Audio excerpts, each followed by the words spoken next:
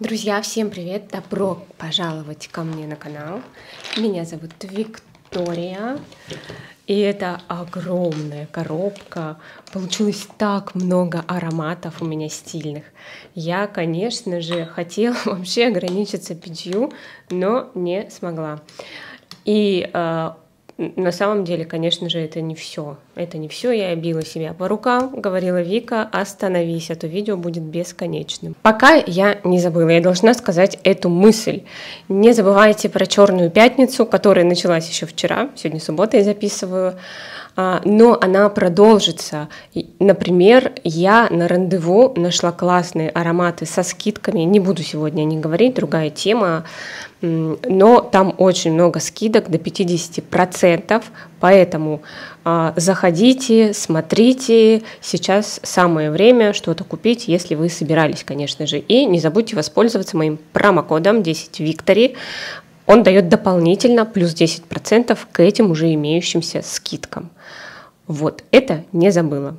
И вы тоже не забудьте. Что я понимаю под словом «стильное»? Мы не будем залезать в Википедию, в другие словари, все и так понятно, но я хочу немножечко своими словами свое представление рассказать. Стильные ароматы, да, именно... Нет, начнем со слова «стильный». Я обычно понимаю под этим, и вы сейчас, наверное, удивитесь, многие не согласятся со мной, я не всегда понимаю под этим человека вот прям такого с иголочки одета, вот прям ты смотришь и восхищаешься, говоришь: вот это прям стильный.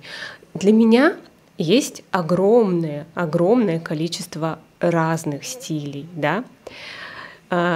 Я не очень люблю моду, особенно вот эту быструю моду, потому что, на мой взгляд, она лишает человека индивидуальности. То есть, когда я вижу человека полностью в трендах, да, если это не его работа, он там не модный блогер, которого задача рассказывать нам про эти тренды, поэтому он весь в них, а именно просто люди в жизни так зачем-то одеваются, ну, у меня есть такое...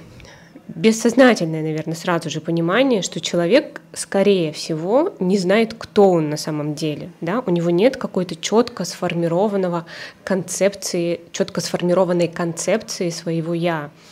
Потому что я не верю, что это «я» у него может так часто меняться. А одежда, как ни крути, она выражает нас. Поэтому есть огромное количество стилей. Для меня вот не только те, которые, да, даны градации, там деловой, классический, вечерний, casual. Для меня вот просто есть свой собственный. Вот такое у меня представление. И мне кажется, на мой взгляд, в моей концепции мира, моего «я», человек надевает на себя какую-то одежду, задумываясь, подбирая, не подбирая, неважно, он выражает миру свое настроение, свое состояние, самого себя. И на вот это вот приходят другие люди. И если вы хотите окружить себя, опять же, я говорю вы, на самом деле я могу говорить, если ты, Вика, хочешь окружить себя близкими тебе людьми по духу, да, не то, что сформировать такой кружочек и никого не пускать. Нет, ну просто в близкий свой круг, найти себе этих людей, друзей, близких тебе по духу, по душе, то не нужно стараться быть самой красивой, самой лучшей, самой трендовой. Нужно вот выражать себя. Одежда и стиль, какой бы он ни был, это способ выражения себя и привлечение к себе тех людей и, соответственно, той жизни, того образа жизни, который близок. Мне не абсолютно плевать на моду, то есть я слежу, я знаю, я могу что-то выбрать такое трендовое, но никогда не одеваюсь полностью в тренды. Я могу одеть что-то, что вообще в антитрендах, там у всех стилистов, мне абсолютно фиолетово. Потому что мода для меня — это одна из опций. Да? Но на одежду мне не пофиг, это заметно, я люблю придумывать всякие образы, но для меня это как костюмерное, да? Оно часто, одежда выражает мое какое-то настроение, поэтому помогает, точнее, выразить, да? Поэтому мне не все равно, но я и не супер модная, супер стильная, и не то чтобы я сильно, очень сильно на этом фиксируюсь. Нет, для меня это одна часть жизни, интересная, но как бы есть гораздо интереснее в моей жизни вещи. Например, парфюмерия. Вот такое вступление у меня получилось долгое. Парфюмерия — это тоже, конечно, стиль, это важно. И парфюмерные стильные ароматы, и стильные парфюмы, стильные ароматы, сложный шлейф обязательно. Хочется сказать это слово, я скажу. Это дорогое звучание. У этих ароматов обязательно должна быть дорогая база. Я не говорю сейчас про стоимость, тут на самом деле довольно разная стоимость ароматов у меня подобрана. Ну, в основном, конечно, что-то ниша как-то получилось. И такой люкс очень хороший. Ну, так и вышло. То есть вы поняли. Обязательно хорошая база, сложно сочиненный шлейф. И это ароматы, которые цепляют внимание. Это тоже стиль, это тоже что-то выражает, это позицию выражает в жизни, это многое говорит о человеке. Поэтому аромат должен очень много говорить. Он должен быть ярким, выразительным, цепляющим внимание. Конечно, тут в основном ароматы, которые приятные. По крайней мере, для меня, опять же. Опять же, не будем забывать, что парфюмерия — это очень индивидуально. Мне странно, что мне приходится об этом говорить. Но просто в комментарии меня хейтили за то, что я не говорю через слово, что это по моему мнению. Это вот лично я так думаю. Поэтому все, давайте я это скажу, да, что это лично мое мнение. И больше мы к этому не будем возвращаться ни в комментариях, ни здесь. Ну, вообще, мне казалось, что это так очевидно и понятно. Все, друзья, давайте начнем. Аромат, который, я считаю, просто самый стильный во всем мире. Это, не буду томить, это Шанель номер 5. И, наверное, как вы знаете, есть люди, у которых это один аромат. Может быть, даже на всю жизнь. И вот они всегда с ним и везде. И это, вот согласитесь, это прям сразу же многое говорит о человеке. Даже если вы не парфманьяк и не разбираетесь, и даже не пробовали никогда пятерку, но если вы узнаете этот факт о человеке, подождем, у нас просто там до сих пор за окном проходят работы по уборке и так далее. Так. Ну, будет что-то гудеть, это неизбежно. Если вы узнаете этот факт о человеке, что это его парфюм, единственный всю жизнь, согласитесь, это многое вам скажет об этом человеке. Поэтому я считаю, что это вообще самый стильный аромат. Я знаю, что кто-то его понимает, кто-то нет. Мне повезло, в один прекрасный день, очень жаркий, я его поняла. Это освежающие яркие альдегиды. Они замыливаются и придают аромату, точнее, когда ты его наносишь, тебе придают ощущение чистоты. Это цветы, это очень много цветов, они здесь абсолютно абстрактные. Я почему-то то жасмин тут слышу, то розу, то какие-то желтые цветы, по-разному бывает. И здесь ваниль. Ваниль, она вот прямо она уже смешана с этими альдегидами и цветами, но в базе это такая кремовая, немножечко пудровая, косметическая ваниль. Я прям счастлива, что когда-то я поняла этот аромат. Но на моей холодной сухой коже он открывается красиво только в жаркое время. Либо я надеваю под кашемировый или шерстяной свитер, чтобы нагревалась кожа, потому что в холоде одни альдегиды сплошные. Так, давайте сейчас сразу про два аромата. Кстати, я же не сказала важную вещь, друзья. Сейчас Черная пятница, хотя сегодня суббота, завтра воскресенье, но Черная пятница стартовала, и она еще будет какое-то время идти. 11.11, просто волшебный день распродаж. И, друзья, Хочу вам сказать, что, во-первых, на Рандеву будут скидки, они уже есть. Я уже там кое-что присмотрела, не знаю, когда это мне довезут. Мне обычно привозят родственники или знакомые, не знаю когда, но я решила себе там кое-что заказать. Пусть лежит. Сейчас выгодные цены, поэтому, ну, ничего страшного, полежит. Вот. И еще на маркетплейсе, на всех, на которых на Wildberries, на Озоне продаются синонимы, на них тоже будут хорошие скидки. Два просто супер стильных аромата. Atelier Moderne, это аромат вот этого года. Это очень необычный, сложный шлейф. Здесь вроде бы есть и специи, и здесь есть какая-то кожаная нота, замшевая, мягкая, это тут не заявлено. Здесь есть сладость, но не приторная, такая деликатная, нежная, как будто бы есть много пряностей, древесность, абсолютно абстрактно, сложно. Аромат на каждый день, он не будет очень громко шлейфить, сбивать с ног, но он будет такой визитной карточкой, он будет многое рассказывать об обладательнице или обладателе аромата, он абсолютный унисекс.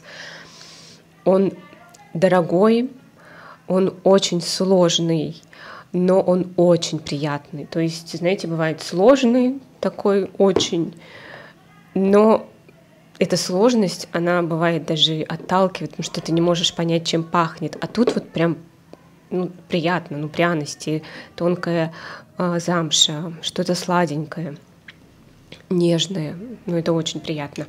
И мой любимый Роджер 01, это я чувствую тут солоноватый сандал. Я чувствую тут цветы, древесность, аромат, еще пряности чувствую, аромат теплый, аромат окутывающий. Тут написано, у синонимов часто написано вот здесь вот какой шлейф, написано, что он должен быть вроде как очень шлейфовый, но для меня он тоже со средним шлейфом, я его ношу вот куда угодно, точно так же. Вот так вот. У синонимов, кстати, появились еще сейчас travel-версии, не помню, по-моему, там то ли 10, то ли 12 миллилитров, я не помню. Тоже очень удобно. Так, давайте дальше. Если мы уже начали по два аромата сразу, у меня вот есть еще два аромата. Я считаю, что этот бренд, кстати, вообще весь супер стильный. Но вот расскажу про два. Про все не успею, да, рассказывать. Это BDK, Parfums, и у меня тут Crème de Cuir и Gris Charnel. Давайте начну вот с Crème de Cuir рассказывать. Это мягкая замша, это сливочность, но стартует аромат, заявлен ананас, но я, если честно, вот прямо ананаса не чувствую. Я чувствую такую немножечко терпкую фруктовость. Ну, ананас, кстати, такой есть. Но вот в сочетании уже со сливочностью и с кожей, и со специями, тут есть перец, он не так угадывается, да, напрямую. Если бы это был такой чисто фруктовый аромат, вот без кожи, скорее всего, он бы читался намного очевиднее, а здесь нет. Здесь он просто придает терпкость и необычность. Это звучит очень необычно. Это в шлейфе даже можно не понять, не распознать. Это вот из серии, когда ты не понимаешь, это очень приятно, но ты не можешь сформулировать то ли фрукты, то ли пряности, то ли кожа. Это очень сложно и красиво, и это очень сексуальный аромат. Сексуальный, но как бы не вызывающий. Для интеллектуалов. Сексуальный аромат для интеллектуалов. Грис Шарнель, он мягкий, он нежный. Здесь есть чай, здесь есть инжир, но не зеленый инжир, скорее теплый. Он придает аромату такую немножечко сладость фруктовую и округлость. Он делает аромат округлым. И здесь есть пряности такие мягкие. Чай очень натуральный, тут черный чай, кстати. И холодок кардамона. Вот, это важно. есть такой немножечко ментоловый холодок кардамона. Это очень красиво и тоже очень-очень сложно. Zarka Parfum, молекула 19 The Witch. Это открытие для меня этого года. Это, кстати, аромат этого года, новинка. Это идеальный кокос. Очень стильный. Вы знаете, в нем есть холодность в этом аромате, но в то же время есть сладость кокоса, в нем есть древесность. Он шлейфит, но у него довольно деликатный шлейф, у него очень хорошая стойкость. Если у вас есть этот аромат, и вам кажется, что от вас его не слышат, то, скорее всего, вам просто это кажется, потому что часов 6-8 он точно сидит на коже, но вам может казаться, что он ушел, потому что, не знаю, забивает рецепторы, еще что-то, не знаю, я его хорошо слышу. Мы гуляли с моей невесткой. Невестка — это жена брата, если что. Кто-то просто думает все время, что это жена моего сына. Нет, это жена брата. В общем, мы с ней гуляли. Она была в этом аромате. И она мне говорит, я его на себе не слышу, он с меня слетел, а я рядом стою и чувствую шлейф этого аромата. То есть, может, он забивает рецепторы. Я не знаю, почему, но вот есть такая у него особенность. Для меня шлейф у этого аромата хороший. Шлейф и стойкость. Они не то, что забивают с ног, заполняют собой всю комнату, а они такие довольно деликатные. Шлейф и стойкость. Так, следующий аромат. Это скорее серии свежаков. Не хочет вылезать. Смотрите-ка. Это бренд Liquid, Le Liquid Imaginary. Аромат «Пурпурный остров». Это аромат, который стартует нотой шисо, зеленой такой, немножечко терпкой, и мне даже чем-то отдаленно напоминает ноту базилика. Вот так вот напоминает. Бергамот, очень хорошо тут чувствую бергамот с такой цитрусовой мягкой особенностью и с таким немножечко терпковатым, горьким, терпковатой, горькой чертой. Тут есть инжир. Он не чувствуется напрямую, он скорее дает аромату вот такую округлость, немножечко сладости дает, и тут есть древесность. Я не любитель вообще фужеров, потому что это скорее к фужеру можно отнести, но этот для меня просто супер классный, супер стильный. Он довольно-таки, не сказать, что вот он прям сильно сложный. Нет, он не сильно сложный, но в определенных обстоятельствах он просто будет незаменим, когда нужно что-нибудь такое свежее, и ненавязчивое. Бывают такие ситуации в жизни. И он в то же время такой нетривиальный все равно. Так. Как-то у меня сейчас пока в основном свежие ароматы. Это молекула Eccentric Molecules Eccentric 02. Именно Eccentric. Мой любимый. Тут я очень хорошо чувствую еловость. Это Иса и Супер придает. Я чувствую ирис немножечко. То, что называют морковный, но я это чувствую не как морковку. Для меня это просто такая сладость ирисовая. И он настолько какой-то загадочный, сексуальный, шикарный, холодный, шлейфовый. Древесность еще есть, какое-то вот дорогое дерево тут чувствуется, но холодное, может быть, кедр. Это очень красиво, очень. Я всегда ходила мимо молекул, но когда у меня оказался Отливант, с рандеву, кстати, он был в каком-то аромабоксе, когда он у меня оказался, я просто думала, как я столько лет ходила мимо этого аромата. Это же, вот это прям стиль стопроцентный. Одно, конечно, меня там немножечко смущает в нем, то, что он все-таки очень растиражированный. Но что поделаешь? Всем хочется быть стильными. И еще один аромат, который, к сожалению, снят с производства, это Adults от Kilian.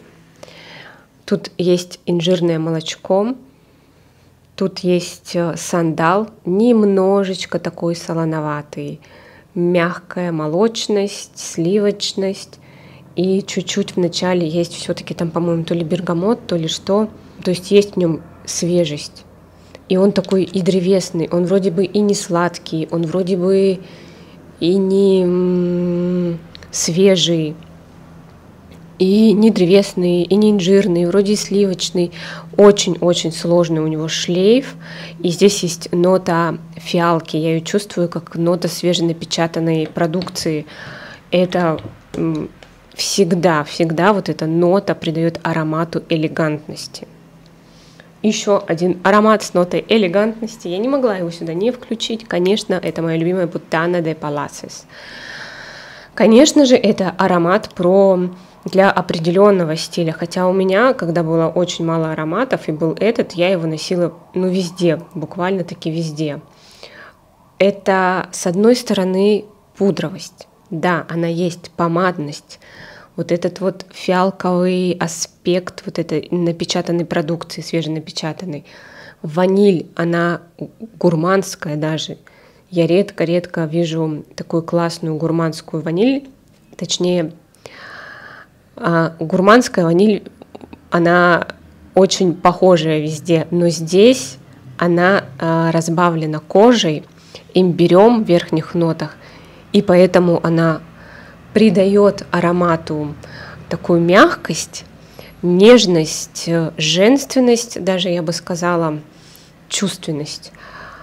Но она не слишком милая, не слишком какая-то, знаете, чтобы на мысли наводила о том, что это просто хочется съесть. Нет, благодаря коже и имбирю они ее как-то ограничивают. Да? И фиалка, кстати, вот этот аспект фиалки, вот он тоже не дает этой пудре не дает этой ванили быть слишком такой съедобной, чтобы она просто про булочки. Нет, оно как-то вот создает картину, дополняет. Очень многогранный, сложный аромат. Ой, давайте перейдем к Герлену. На самом деле у Герлена, конечно, очень много ароматов, которые можно назвать стильными. Мне было сложно выбрать один, но я выбрала. Это две версии одного аромата. Это L'Instant Magique. И это миндальная пудра. Это косметический аспект, опять же, тоже пудровый. Это цитрусы в верхних нотах. И ваниль. Конечно, тут тоже есть ваниль фирменная, герленовская. Мне даже сложно ее описать, эту ваниль. Это и не гурманская, но это не какая-то мадагаскарская, бурбонская, которая с горчинкой. Нет, это фирменная герленовская ваниль. Ваниль, конечно, у герленов просто потрясающая. И, кстати, эти версии, они, конечно, по аромату похожи, но технические характеристики немного разные. Вот этот аромат, он более диффузный, он какой-то более летящий, он создает такое облачко, а этот аромат, он погуще, он более стойкий, но он вот не такой летящий. Он на самом деле, у него даже как будто бы шлейф не такой длинный. Не знаю почему.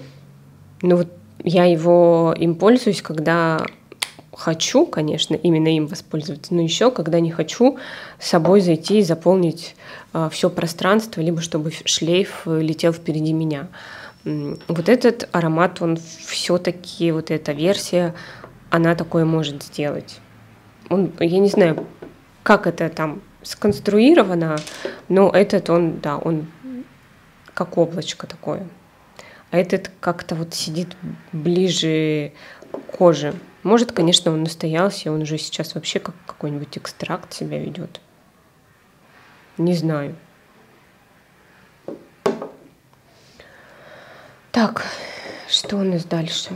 Давайте, вот. раз мы уже заговорили про такие пудровые ароматы, это Prada Infusion d'Iris, ирисовая настойка. Тут у меня даже есть пирамида. Это ирис, мандарин, нероли и бензоин. Кстати, в холодное время года этот аромат намного дольше держится. Ну, наверное, часа 4 точно, 5 его можно ощущать от себя. Это, конечно же, в первую очередь ирис, немножечко помадный, пудровый и косметический. И это вот ни с чем не перепутаешь. Вот этот прадовский ирис, вроде бы, казалось бы, он простой, но нет. В шлейфе он цепляет. Это очень как-то привлекает, с этим ароматом хочется взаимодействовать, с этим человеком хочется посидеть рядом. Это и чистота, и элегантность. И мне кажется, что это больше в женском направлении, хотя, не знаю, он просто такой свежий. Неролевость тут немножечко как будто бы придает аромату такого дорогого, качественного мыла. Attar Collection Fleur de Santal. Но это просто очень сложный аромат. Его очень сложно описать. И даже я бы сказала, что он открывается то какой-то одной своей гранью, то другой. Вот сейчас он, мне кажется, больше таким дорогим неролеевым мылом. Сандал я тут чувствую как такое холодное дерево, немножечко с соленым аспектом, прям совсем чуть-чуть, не рассольным, а просто, вот соленым, да. Никаких вот, я лично тут соленых огурцов и близко не слышу, абсолютно нет. Нет, я знаю, вот где есть соленые огурцы, допустим, в Versace Crystal Noir, там прям их можно найти, но здесь, нет. И пудровость, и я чувствую тут как будто бы в базе кашмиран, но он тут не заявлен. Тут есть, по-моему, ирис, по-моему, есть вот эта вот пудровость, это, наверное, это он, но никакой морковности здесь нет. И тут есть молоко, в нотах есть молоко, но вот оно не чувствуется прям как молоко. Оно скорее придает аромату кремовость, нежность и какая-то то ли цитрусовость. То есть в аромате есть вот свежесть такая, пронзительная, я бы даже сказала. И свежесть, и мягкость, и мыло, и нероли, и молоко, и пудровость, короче, и кашмиран. Понимаете, да? Это очень сложно, но очень-очень красиво, необычно. Виза Робер Пиге. Я влюбилась в этот аромат, когда услышала его шлейф. Я его искала по шлейфу, представляете? Просто я очень долго это делала. Это тоже аромат, который очень сложно объяснить. Здесь вроде бы есть груша, но я такую никогда нигде не слышала. Она придает такой фруктовый аспект свежий. Здесь есть пудровость, немножечко даже вот эта пудровость, она в сторону ретро, но в хорошем смысле, в самом лучшем смысле, да, этой пудры. И тут есть кожа. Вдруг, опять же. Но это не кожа, допустим, как в Путане. Тут прям такая дегтярная кожа, очевидная. Нет. А это даже скорее кожаная куртка, кожаная вещь, но она вот уже не новая, да, она не пахнет прям новой, только что выделанной кожей. Нет. Она здесь как будто бы уже смешалась с ароматом долго там, да, вот если это брать сумка, там носили какие-то вещи, она пропиталась, не знаю, что-то там в ней лежало, какая-нибудь пудра, косметичка, вот она этим пропиталась, как будто бы на нее еще капнули какой-нибудь грушевый сок. Такое описание. Пусть не капали, ладно, да, мне не очень эта картина нравится, не капали. Просто там лежит какой-то грушевый десерт рядом, и он тоже чувствуется. И это любимая сумка, дорогая, но она вот уже с историей, с ней много воспоминаний связано, многое в себе несет, но от нее никто не собирается избавляться, потому что она дорогая, она всегда будет в тренде, она всегда будет стильная. Это такая классика на века, которую передают там еще через поколение. Чем она старше, какая-нибудь, знаете, там Шанель, я не знаю, Луи Виттон какой-нибудь, который со временем он становится еще круче, еще дороже, потому что это уже винтаж. Вот такая вот история получилась. И последний аромат на сегодня это Лэн Клинг. У меня вот он в таком кофре. Сикуши номер 7. Вот я выбрала, конечно, очень сложные ароматы. Их, правда, очень сложно описывать. Я прям каждый раз думаю, зачем? Можно было попроще что-то выбрать. Тут есть малина, она заявлена в пирамиде, но она не чувствуется как малина, она чувствуется скорее какая-то ягодность, возможно, даже фруктовость. Тут, по-моему, есть еще абрикос или персик. Это тоже чувствуется, но они как будто бы уже приготовленные. Может быть, это варенье или вот, то есть это не свежий такой вкус персика или малины. И тут есть сладость, какая-то медовость в аромате. Тут заявлена кожа, но я вот так кожу не чувствую. Я чувствую это скорее как какой-то нотка уда на заднем плане, но очень далеко, очень. Что-то вот такое. Не чувствую тут. Нет, вот не могу я вам сказать, что это прям кожа. Я знаю, что есть люди, которые вообще кожу в ароматах не различают. Потому что кожа, это правда, это обычно либо дегтярная, вот как в Путане, либо как в крем де кюр, это такая больше специевая кожа. А вот здесь ни то, ни другое. Может, фруктовый есть такой вид фруктов, которые ароматизировали, да, когда выделывают кожу, фруктовая. Может быть, кстати, вот может здесь это имеется в виду, но это очень редкий вид кожи. Я такой вообще не знаю. А вот, друзья, вот такая получилась подборочка. Господи, сколько ароматов. Как их много. Много стильных ароматов в этом мире. Я вам желаю от всей души найти свой такой стильный аромат. Я очень благодарна вам за все комментарии про наше наводнение под моим предыдущим видео, за сочувствие, поддержку, теплые пожелания. Очень вам благодарна. Я так люблю свой этот канал, вы не представляете. Это просто... Бывают тут, конечно, тоже какие-то кринжатины случаются в комментариях, но их так мало. И они на самом деле довольно безобидные по сравнению с тем, что на том моем канале там какие-то такие сумасшедшие люди приходят. Господи, тут тоже бывает, какой-то вот другой уровень расстройства вылезает. Вот. Поэтому я так обожаю свой этот канал, мой островок спокойствия, увлечения, отвлечения от всего, отключения просто. И вас, конечно, тоже очень люблю. Спасибо, что вы со мной. Все-таки канал — это не только просмотры, это наша комьюнити, наше общение. Я знаю, для кого я снимаю. Я пытаюсь максимально выражать себя, чтобы приходила именно моя аудитория, люди, с которыми у нас есть общие интересы, общие какие-то точки соприкосновения. Для меня это важно. То есть, чтобы у меня были какие-то толпы людей, да, которые бы просто сюда заходили из любопытства и оставляли вот этот весь негатив свой, но мне это не надо. Не хочу. Хочу, чтобы здесь было всем хорошо, и мне в первую очередь. Это же мой канал. Все, друзья, спасибо вам большое. Я всем вам желаю хорошего настроения. Выражайте себя на полную мощность.